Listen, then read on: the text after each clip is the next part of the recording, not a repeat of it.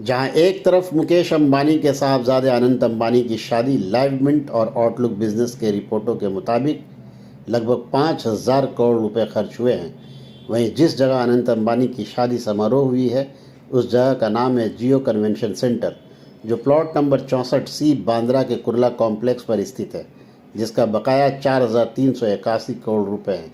दुनिया के 11वें और भारत के पहले सबसे अमीर businessman Mukesh Ambani MMRDA metropolitan regional development authority के सबसे बड़े डिफ़ॉल्टर हैं, जो 4,381 करोड़ रुपए के बकायादार हैं। RTI कार्यकर्ता अनिल गलगली को MMRDA प्रशासन ने जानकारी दी है कि अंबानी सहित 5 और डिफ़ॉल्टर हैं, जिसमें मेजर्स रिलायंस के सबसे ज़्यादा 4,381 करोड़ और अंबानी फाउंडेशन लगभग 8 करोड़ के देनदार हैं, पर बरसों से अब तक अदायगी नहीं हुई है। सवाल यह उठता है कि शादी समारोह पर हज़ारों करोड़ का खर्च, लेकिन बकाया की अदायगी नहीं, ये कैसी रही सी? आइए सुनते हैं RTI कार्यकर्ता अनिल गलगली ने क्या कुछ कहा है। नियम का उल्लंघन होता है तो लीज धारक को दंडात्मक रकम अदा करना आवश्यक होता है। दुर्भाग्य से MMRDA के ऐसे बहुत सारे डिफॉल्टर है।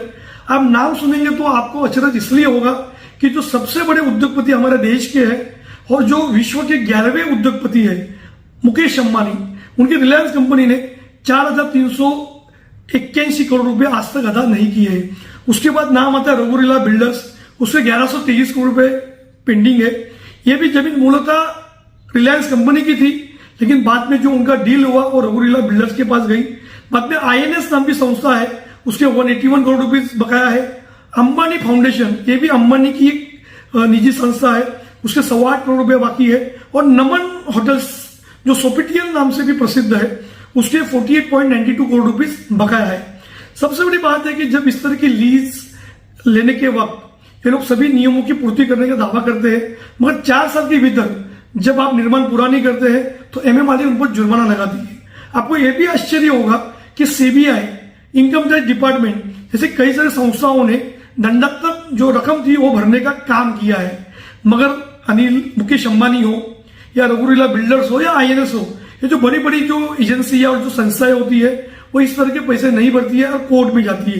जैसे रघुरीला के मामले में MMRDA को मुंबई हाईकोर्ट और सुप्रीम कोर्ट में हार का सामना करना पड़ा। इसके बावजूद भी जो 450 करोड़ रुपए है जो उन्होंने एडिशनल जो बिल्टअप एरिया लिया है वो तो उन्हें अदा करने पड़ेंगे। सबसे बड़ी बात है कि आज जो मुकेश अंबानी के बेटे की शादी जिस जमीन के मॉल पर हो रही है, जिस जमीन के कन्वेंशन सेंटर में हो रही है, उसी जमीन का 4,381 करोड़ रुपया मुकेश अंबानी की रिलायंस कंपनी ने अदा नहीं किया है। शादी उनका निजी मामला है, पर एक जगह आप करोड़ों और अरबों रुपया शादी पर खर्च करते हैं, पर जो सरकार का जो बकाया है, जो हमारी MMRDA का जो बकाया है, वो क्यों नहीं अदा करते? इसमें MMRDA की चूक इसलिए है क्योंकि MMRDA के पास बहुत सारे अधिकार है। चाहे तो उसकी OC को रद्द कर सकते हैं, और एक बार आपने OC को रद्द किया तो आप उस संस्थान का इस्तेमाल नहीं कर सकते।